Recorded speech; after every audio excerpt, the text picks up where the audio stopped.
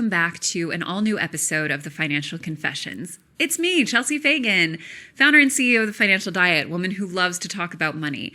And today we are actually going to be speaking to one of our guests from our most recent video essay all about child influencers and mommy bloggers and the entire ecosystem of monetizing childhood and sort of giving it up to the algorithm. We obviously were able to explore quite a few topics in that video. It's over an hour long for just the free version, let alone the members-only director's cut.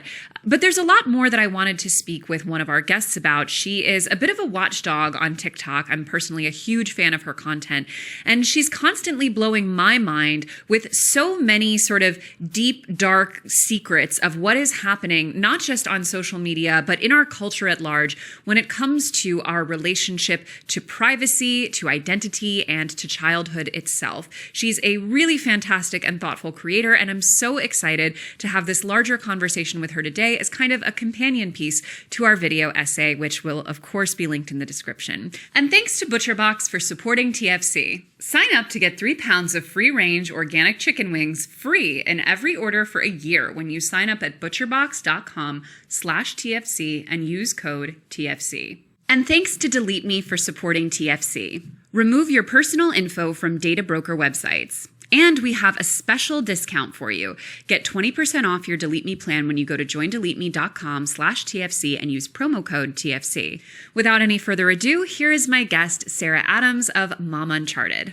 Hi, Chelsea. Thank you so much for having me. And what a beautiful introduction. I literally have goosebumps over here. You were just so kind. Oh, well, I mean every word. And your TikTok and your internet presence in general, I think, is such an important sort of antidote to a lot of what we see happening in the culture. I was watching one of your TikToks yesterday about people offering essentially subscriptions for exclusive content of their children, which is just absolutely mind-boggling to me. So you are, even for as sort of versed in the subject as I feel you add this just incredible additional layer of just how pervasive this problem is. So first, before we dive into any of this in detail, can you talk a little bit about who you are and specifically why you create the kind of content that you do? Yeah, of course. So I'm Sarah. I'm a married mom of 2 children, both under the age of 6. And I became a mom in late 2017. And at that time, I kind of naturally started following a lot of other moms online, specifically on Instagram.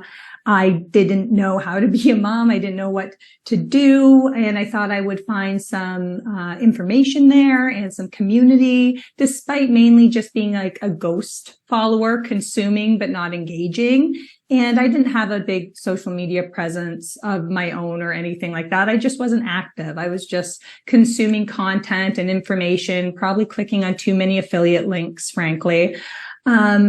And didn't think much of it back in 2017. And then the years go on and things change. The pandemic hits. I have my second child, first week of lockdown. Oof. And we're naturally all online more. And I'm just starting to become uncomfortable with what I'm seeing. Like for the amount parents were spending on time, the information they were sharing, the amount of images, and it felt like some were on stories all day. And I started to feel very icky. And one day I just had this light bulb moment, like, hold on.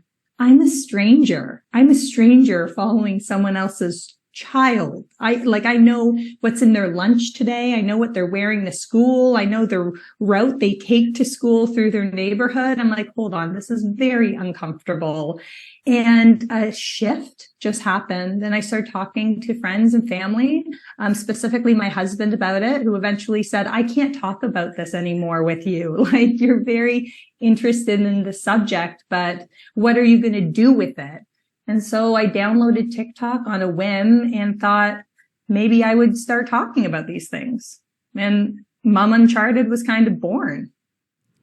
Part of what is so striking to me about your content is the depths, because I'm never shocked by the individual piece of content or someone behaving badly, right? Like that is inevitable. That's universal on the internet. There's always going to be someone who pushes a platform to the extreme or debases themselves in some way for, any kind of attention. All of that, I think, it's not great, but it's sort of an inevitability with how the attention economy works. But what's really shocking to me about a lot of your content is how normalized a lot of these things feel in the communities of ostensibly normal people who are not themselves, going to great lengths to get attention, who maybe themselves wouldn't even necessarily do the same kind of content, and how until it reaches sort of your side of TikTok, let's say, that the response can be incredibly positive and affirming to some content that I think most people, many people anyway, would consider to be very exploitative. An example that comes to mind for me is you shared about a woman who filmed her child's reaction to a family member passing away. I believe her father passing away. And you had pointed out in the video that kind of before you got there, people were like, this is so meaningful. This is important to see grief. It's important to be honest about the reality of life. And it wasn't until I think you and others kind of created this discourse that was almost sort of like, wake up, and that it sort of shifted a little bit. And I think the videos were eventually deleted. But I guess my biggest question in terms of the ecosystem that this content is created in is, do you think that other parents and other people genuinely find this stuff normal and acceptable, or it's just sort of what we've been trained to be okay with on the internet? I think it is kind of what we've allowed to be normalized, right? Like the oversharing of our children, it starts right when you become pregnant and, someone pees on a stick and announces it, and a digital footprint for a child who's not even earthside is born. We've created this realm where oversharing is just normal and everybody does it, and no one was thinking critically about it. And the voice I wanted to offer was just a different perspective and to kind of fight the norm, because for the amount of time parents are spending online, I didn't think these conversations were happening, right? And before I had my light bulb moment, I was not thinking it either, right? So I think challenging what we are seeing online will shift the societal norm. And I'm starting to see it, but I think we just naturally got into it. Instagram kind of hit it big 2015, 2017, then pandemic. It just felt kind of like a natural evolution. And I think a lot of parents felt like this is just what you do. When you have a kid, you just do this. You post the birth announcement and all their milestones, and you share as much as possible because it's normal and you're proud. And we really need to pause on that and think critically and remind ourselves that our children are autonomous human beings worthy of privacy and consent. And we are taking that away from them. Well, and I mean, beyond that, I think, the bigger question that is sort of laid on top of this, because obviously with children, there is the very key difference of not being able to render consent. Children are not considered capable of consenting to a huge variety of things. But we don't sort of give that same distinction as it pertains to publicizing their life. But I think a kind of even broader question as a society is recalibrating what we consider to be the private and the public sphere to an extent. And I do think there's a really difficult push and pull, right? Because, in the case of going back to that child who was, recorded reacting to a parent's death, which is, I think recording that is an insane violation, but even beyond that, distributing it to a public audience, I think is unimaginable. But for example, I follow a woman in her maybe mid-50s on TikTok who very recently and unexpectedly lost her husband. He had been I had been following her from before he passed away, and then he very unexpectedly passed away. And now her TikTok has sort of inadvertently become about grief, which is very understandable. And I feel as an observer that there's a lot of benefit to that has a real value to the people watching it, to other people who might be going through similar things. But it also does create a question of, to what extent are we expected to perform our private lives and our private experiences publicly, and how much of what we're living is sort of even subconsciously becoming a performance. And I'm interested if you have some of the same qualms and questions about adult content as you do about child content. Yeah, I definitely question a lot of adult content. I think I question it more, given the subjects I discuss, as how will the oversharing of adults, specifically parents' life, eventually trickle down to their children? I think that's probably more of the questions I think and I pose. And in regard to your example, that's a consenting adult who sadly lost her husband, who is grieving publicly and allowing individuals to support her and share this experience with her. And as it relates to the child who was filmed, right? Like, I just can't imagine what that's like for a child to grow up to find out that maybe that video went viral. Maybe you didn't even know your mom filmed you in that moment, and how that could reoccur throughout their life, peers, teammates, and things finding out, and just the devastation of that moment being out there for public consumption and truly as a form of entertainment, right? But in general, I don't overly think about what the adults are doing, because in my opinion, they are consenting adults. And I kind of have my hands full with so much in regard to what parents are doing with their kids. I think also one of the questions that I think is raised for adults and specifically for mothers, because one of the things we point out in the video essay is that this is overwhelmingly a phenomenon amongst mothers. Some of it is dads or aunts and uncles and grandparents, but the vast majority, and we have the data on it, of people who are engaging in this sharing and often oversharing of child content is mothers. And I think part of what is so striking about it is the subsuming of the mother's identity by this child. I mean, one thing that's very common to see on social media when you follow a woman through her young adult life is you will go from seeing a lot about her interests, her activities, her accomplishments, to almost exclusively seeing about her child and everything that they're kind of living and experiencing. And I wonder, in terms of the chicken or the egg of it all, to what extent do we think that this oversharing is a product of expecting mothers' identities to become kind of secondary to their child's identity? Yeah, I think that is a valid point. I think that a lot of women struggle to find themselves as an individual after they become a mother. And so they potentially use their child as their content or their focus because that's currently their identity, because a lot has been either lost or is just kind of waiting in the wings to be rediscovered. And so that gets put forth, right? Because I don't necessarily know who I am as an individual in this mother role. What I know is this mother role. So I'm going to lean into that and focus on that. And what I always say and try and remind parents, but specifically mothers, is we relate to other mothers and their journey and their relatability, right?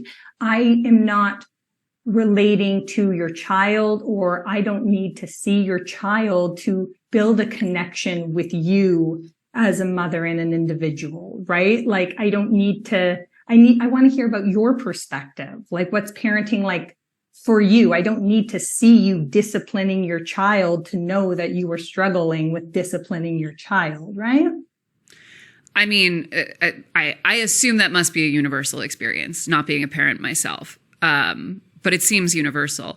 But I think it's also in terms of the attention and accolades that women are afforded when they're going through the process of having a child, right? Like there's so much of it that is celebratory towards a woman in a way that very few other things in her life after a certain age get celebrated. You know, there's the fanfare around the announcement and the gender reveal and the birth and the milestones. And, you know, each month is a celebration and all of those things. And it's obviously very meaningful to the individual. But I do think we have a level of complicity in terms of what are we engaging with? Are we typically only really engaging and interested in the woman and celebrating the woman when it has to do with those milestones? Yeah. And I think also in relation to losing yourself again, motherhood often and traditionally has kind of been overlooked. The amount of energy and physicality it takes to be a mother is often not respected in society. And so when these mothers are portraying this online, they have found a community of support and validation and people who lift them up. Right. So I think that is something they are also seeking in this, right? They want to be told that they are doing a good job and that they're not alone and we see you and you got this, mama, right? I don't know if you ever saw that video that woman made of like, it's like a mommy blogger's like comment section on, you know, any post. And it's like, you got this, mama. You're a rock star, mama. Like, yeah. That is another thing that I think, I know it's been the subject of a few like New York Times op-eds and things like that, of like this phenomenon of calling women who are mothers mom. Like other adults, which, I mean, again, I'm not in that position, so it's hard for me to know exactly how I'd feel, but I imagine I would be like, stop. Yeah, well, you know, it's tough for me. I do go by Mom Uncharted here. That's true. I didn't even think of that. Right. And the reason I chose that name is because I am I'm technically a mom. That is my title, but I feel very uncharted in doing this role, right? Like in some regard, there are, you know, guidebooks and things that I can look into to see how like the development of children works and things like that. But as it relates to social media, the online world, raising kids in this digital age, that's very uncharted for my generation as a parent, right? So like my title is mom, but I also like I'm Sarah, you know, like I don't think a lot but you kind of lose yourself in motherhood sometimes. It's a very relatable feeling. I understand, I have a lot of empathy for what some of these mothers are seeking to gain online. Well, and I also imagine, I mean, there's a very fine line. You know, it's funny. I was thinking about this the other day in the context of hyper consumerism on social media, that you see this behavior and this level of consumerism and, you know, not just any kind of consumerism, but, you know, consumerism that's very distinctly bad for the environment and has all kinds of social and environmental costs.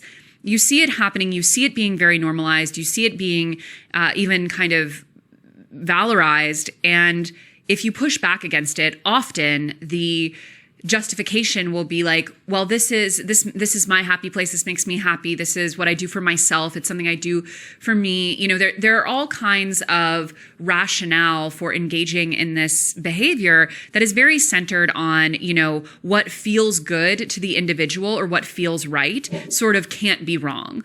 And I do wonder often how our language around things like, you know, self-care and, you know, authenticity and giving ourselves what we want, how much that feeds into justifying often very destructive behaviors. Because I think in the same way, I can only imagine that a lot of the mothers who you've called out in your platform would probably respond with something along the lines of like, well, this is my choice. This is, you know, this is important for me to share. Like, this is how and it's very difficult, I think, in our current context to argue against that. Yeah. Well, I do like your thoughts on the hyper consumerism, because that's another problem I have with kids being online, is being thrust into this world of, aesthetic and materialism and what you have, seeing 5-year-olds do these get ready with me's with products that, I'm as an almost 40-year-old woman using from Sephora. It's just all sorts of like wrong to me. It feels like the wrong message for the wrong time. And so I just want to speak on that, because I think that's a very valid point. And I think the mothers who defend what they're doing in that way maybe aren't looking at their children as autonomous human beings, and maybe view them more as an extension of themselves and as a prop that they can utilize for online games. Well, the consumerism amongst children thing is a really interesting cross-section, or what's the word I'm looking for? Intersection, because so much of the most popular children's content is centered around toys, unboxings, food, things that are, essentially just material goods. And I think that is also part of what is so destructive. We had some comments even just from the video, it just went up, but we have some comments already from people saying, my children get into this content through toy unboxing and toy building. And that not only is like in and of itself an extremely consumerist kind of content to consume, but it also it seems to act as a bit of a gateway toward much more exploitive content. Definitely. And you see that in different realms. There was an article for the Washington Post by Taylor Lorenz where she was discussing these YouTube camps amongst kids where they go because they want to be creators and things like that. And some of the kids are like, this has been my dream since I was 4, and watching unboxing videos and things like this, right?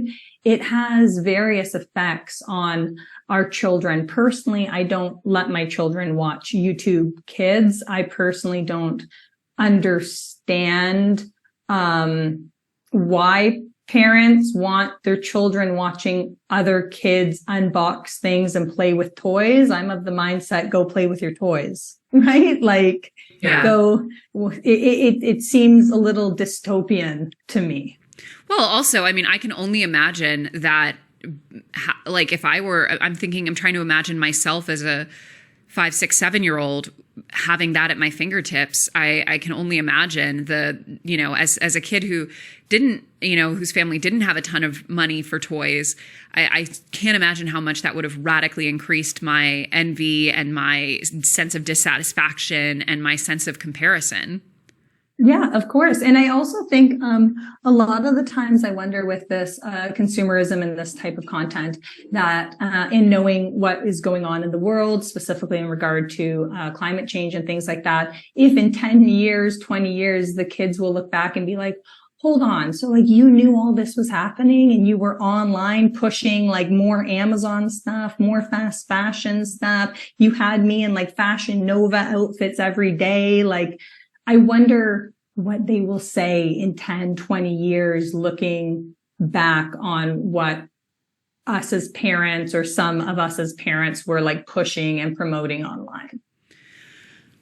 I think that's probably going to be one of the biggest things. That's like, how could this have gone on? But I also think, I mean, I do wonder sometimes, especially as we continue to see, greater and greater wealth disparity and inability of, middle class families. I mean, frankly, a decreasing even existence of middle class families, let alone their ability to live an affluent lifestyle. Part of what strikes me, and we talk about it a bit in the video, but I think it's really worth unpacking, is how much of this mom content is often sort of almost like a fetishizing of this lifestyle of being a full-time mom to an extraordinary number of children, which is almost completely unachievable now for the vast majority of families. Like, in and of itself, that seems to me to be almost kind of its own form of fantasy escapism.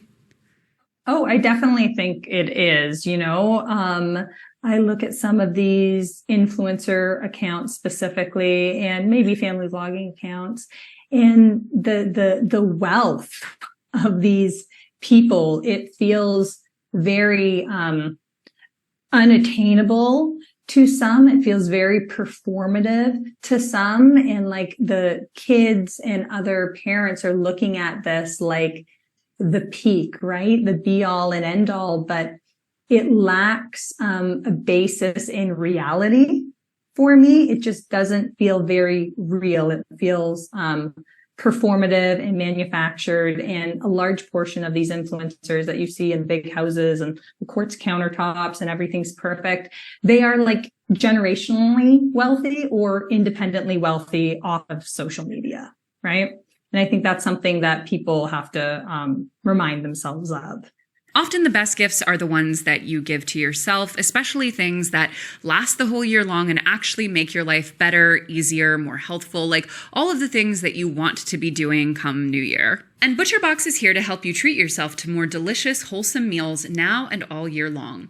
They take the guesswork out of finding high-quality meat with humanely raised beef, pork, chicken, seafood, and more delivered to your doorstep.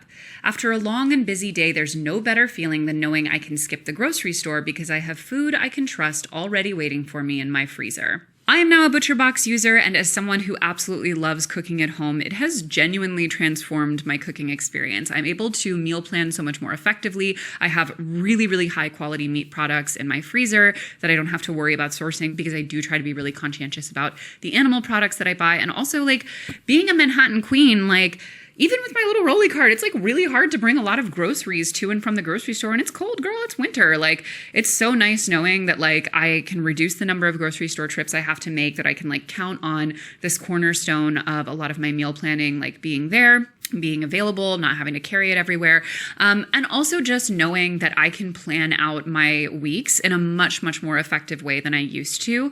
I am a huge, huge fan of ButcherBox's products. Like, I genuinely love it. And yes, obviously they are our sponsor this week, but I will be a continued user because I have genuinely been turned on to how great the product is. Just as like a random example, anyone who knows me knows that I'm a huge lover of the Walks of Life, the food blogger / cookbook. And I have now made like 3 different recipes from my Walks of Life cookbook that I have at home using my ButcherBox. Here's one pictured right here. And ButcherBox has incredible deals on premium cuts of meat and seafood. Everything from them is humanely raised with no antibiotics or added hormones.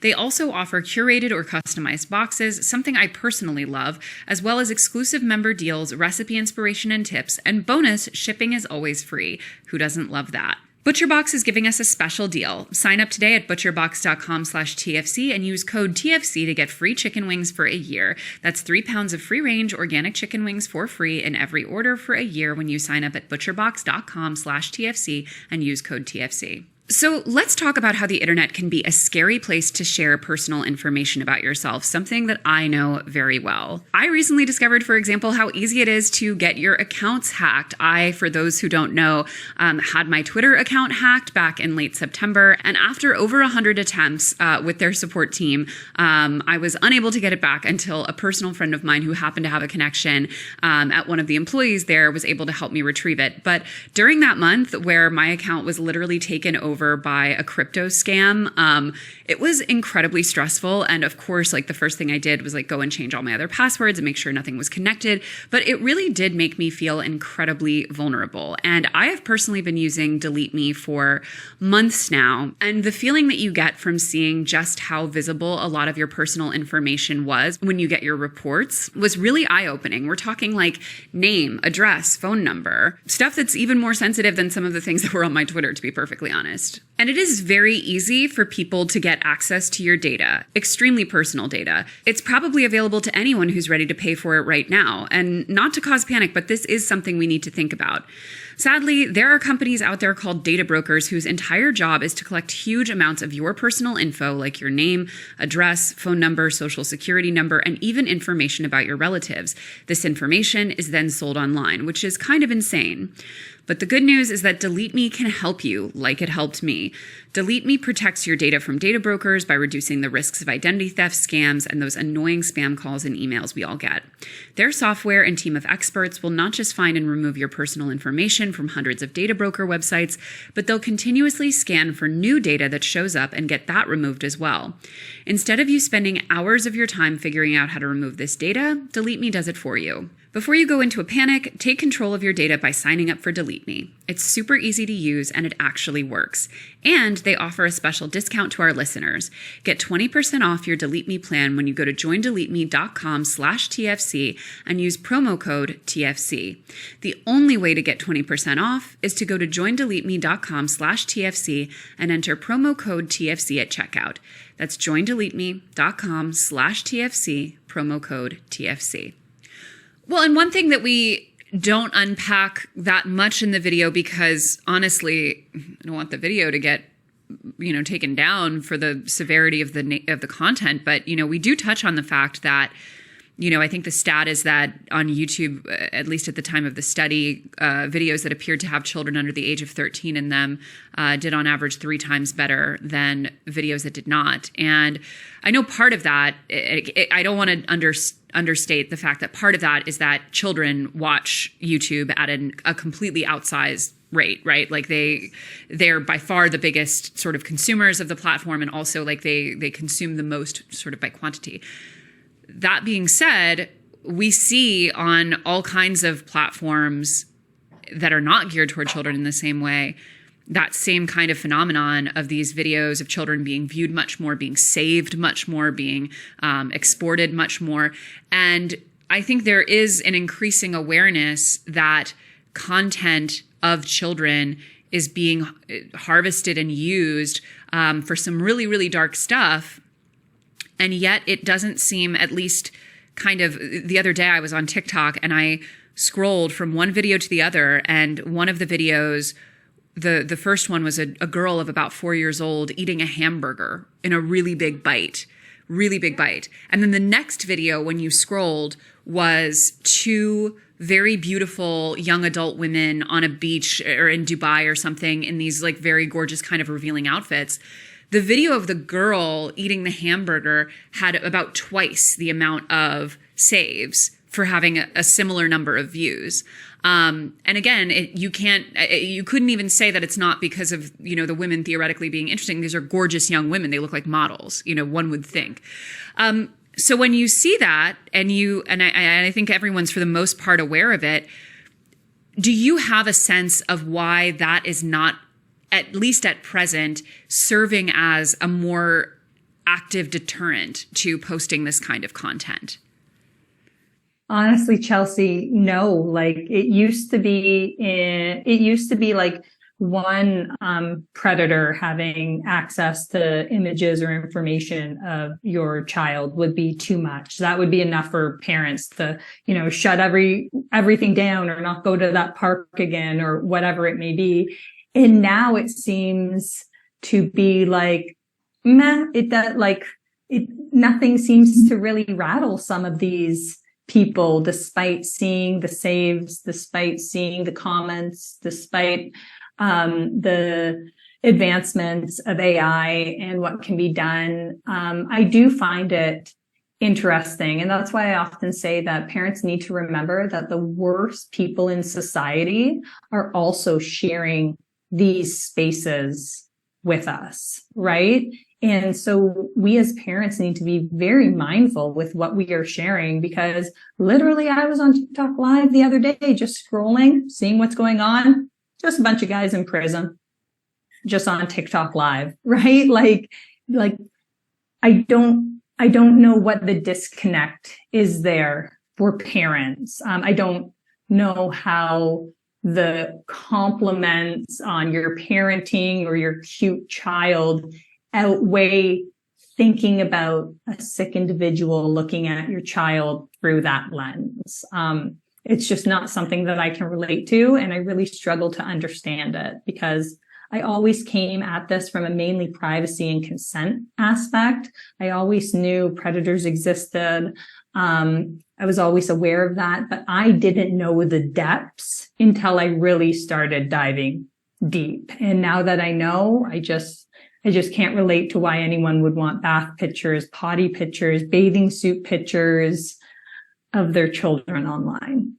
Well, and the other thing too that is so mind-boggling is that while we've gotten such a laissez-faire attitude about having these very sensitive images of children so widely available on the internet, at the same time, we have really clear data that shows that children have much less freedom and mobility when it comes to the actual physical world. Like children on average, even just like in terms of where they're able to play around their home or residence, has greatly decreased since the 1970s. Children used to roam very widely. Now they're very, very limited and are much more heavily monitored, are much, much more sort of kept in a very narrow framework in terms of what is considered safe as it pertains to the outside world. And interestingly, that all happens in the context of a huge decrease in crime over the same period of time. And obviously part of it is like, if air tags or whatever were available in the 1970s, would parents have stuck them on their kids? Maybe, probably, I guess. But there is a very undeniable trend in the face of, evidence that would suggest the contrary as far as safety, that we're focusing on an increasingly stringent definition of what makes children safe. And then at the same time, to your point, few things seem to make them more vulnerable than the way that we're treating childhood online. Yeah. And I think, it used to be like the online world and the physical world, and they were like separate, right? Now it's all one, right? Like we hear and have heard of stories where the online world pops up at your doorstep, and sometimes that has tragic results, right? And so we need to be mindful of what we are sharing online in regard to not only images and videos, but also just information. I see parents online storing their day via Instagram stories. And I'm like, we now know exactly where you are. We now know your like daily routine on Friday, that you go to this community center and you do this class. I don't think parents are really understanding the vastness of the online world and the potential consequences it can have in, real time, right? Well, I think the biggest thing that, outside of just the general allure of the attention economy, right? Because like you and I both create content for the internet, right? We're not strangers to the validation and affirmation systems that are created through these platforms and how addictive those things can be in and of themselves. But on top of it, as we do touch on in the video, is just how lucrative child content is comparatively, how lucrative it is from many, many standpoints, not only in terms of how much better it makes the content perform, but, we often forget, I think, that mothers in particular are by far the largest sort of consumer demographic. They make the vast majority of consumer decisions in this country. Even if they don't control the majority of the wealth, they're still like all of the, what is being bought, what is being brought into the home, generally that passes through mothers. So they are seen as such a powerfully lucrative demographic. And there is this narrative, I think, that has kind of come up in light of that, of this is empowerment for, mothers to share and monetize their life this way, that this is empowering to them economically, that this is empowering to them as sort of getting their due as the consumer powerhouse that they are, and all of this. And it adds a level of, financial viability to, a situation that otherwise might not have it, which is very similar arguments to what are used for MLMs, which heavily recruit in the same demos. But I'm wondering to what extent that the sort of financial empowerment angle has come up in the work that you do. I think sometimes I hear from family bloggers that, they'll thank me later about going to private school, or they'll thank me later when they have college paid for, or they can be mad at me as they drive their Beamer around town and things like this. And it's all very materialistic, superficial things, right? Like they are taking away their child's human right to privacy, right? Once that's gone, they can't take it back. There's not a right to be forgotten in America right now where these kids get to hit a button and their digital footprint is erased when they're 18 or anything like that, right?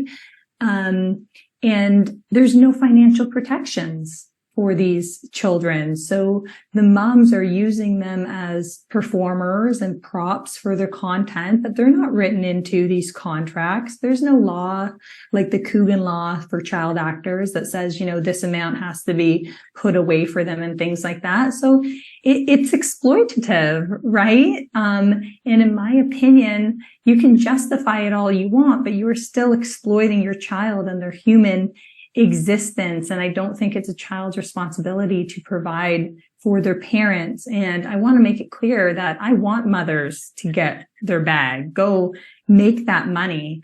I just don't want to see them do it on the backs of their child who are losing just fundamental human rights, in my opinion.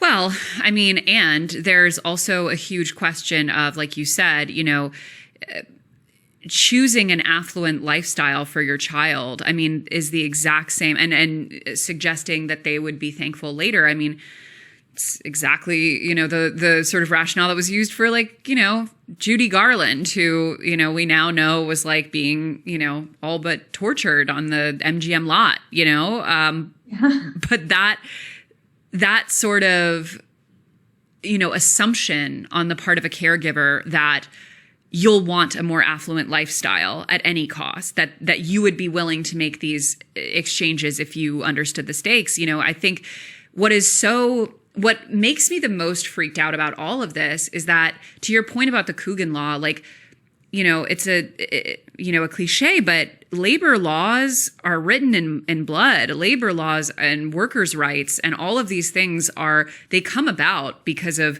extraordinary exploitation and people revolting against that, and children being economic subsidiaries of their parents used to be, for most of human history, the norm. And it was as soon as that kid was old enough to you could stick them up a chimney with a broom and have them start sweeping or send them down into a coal mine.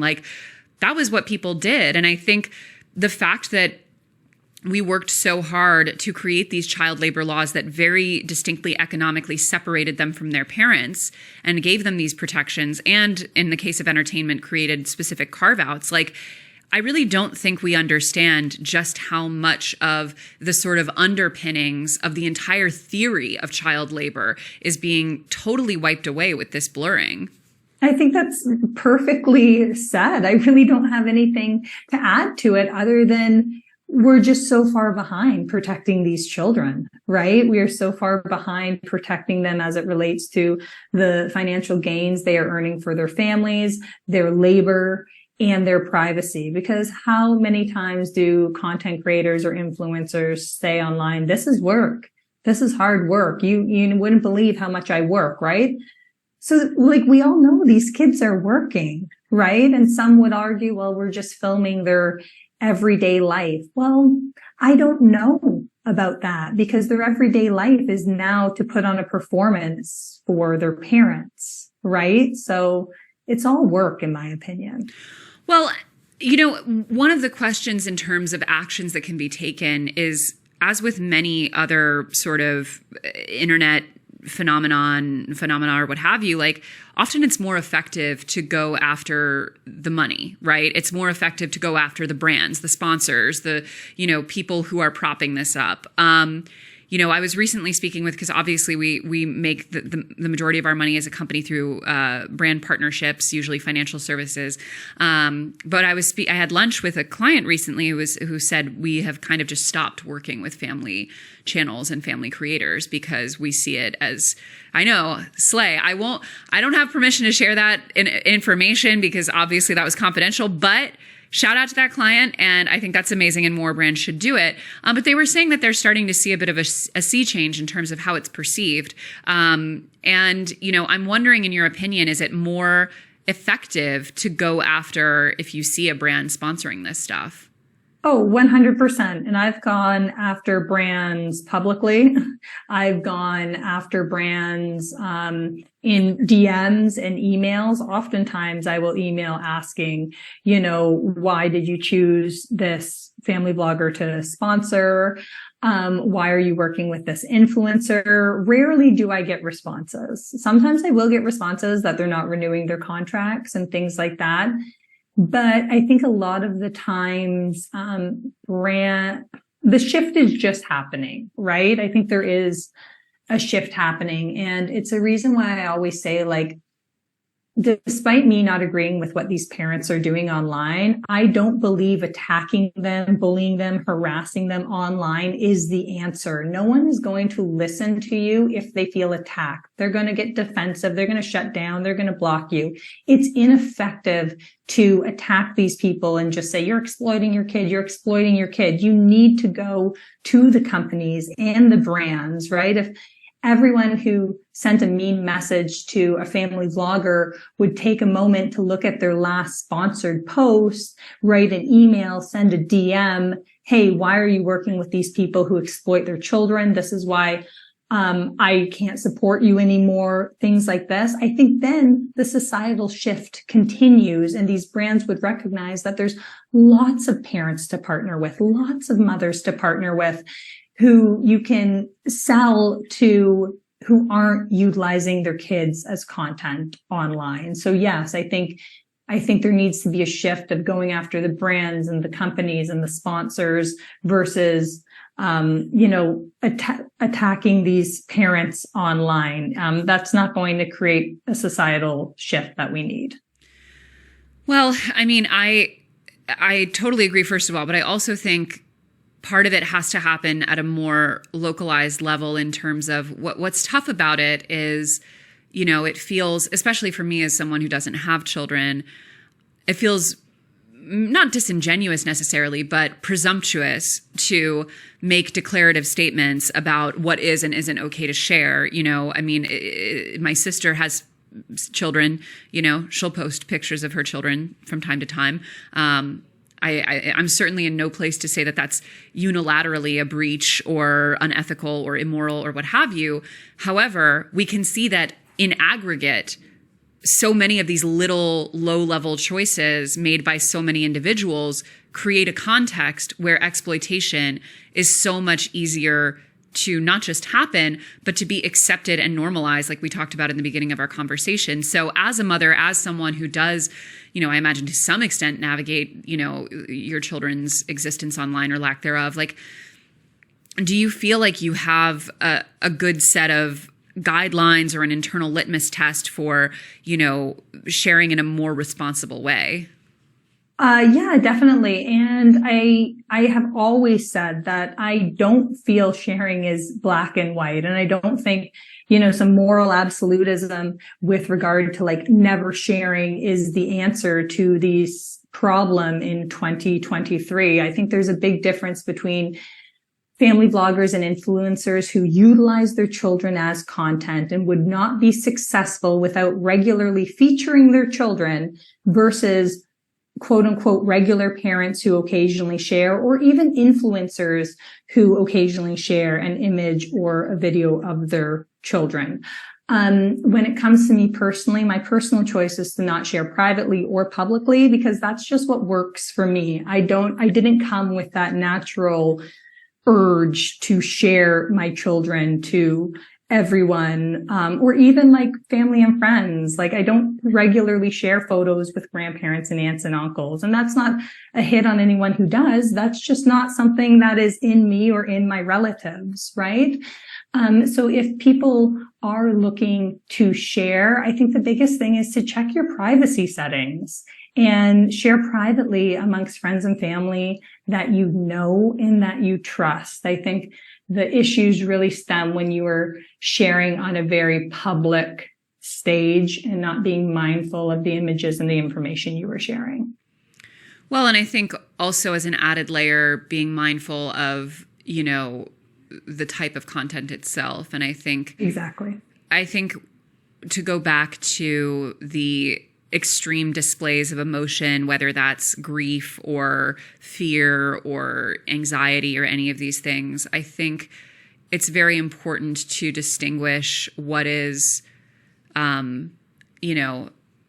because I obviously, again, in the exact opposite space where we're never sharing any realities of human life and we're only portraying perfection, I think that's obviously not optimal, and can have its own consequences. But I think if in the interest of being real, that allows us to justify sharing extremely personal and emotional moments of others who don't necessarily consent to or understand it, I think that's a really big correction to make. That there has to be a happy medium between the falsely perfect highlight reel and the quote unquote raw, real, relatable content that is ultimately, a bit exploitative of people's human emotion.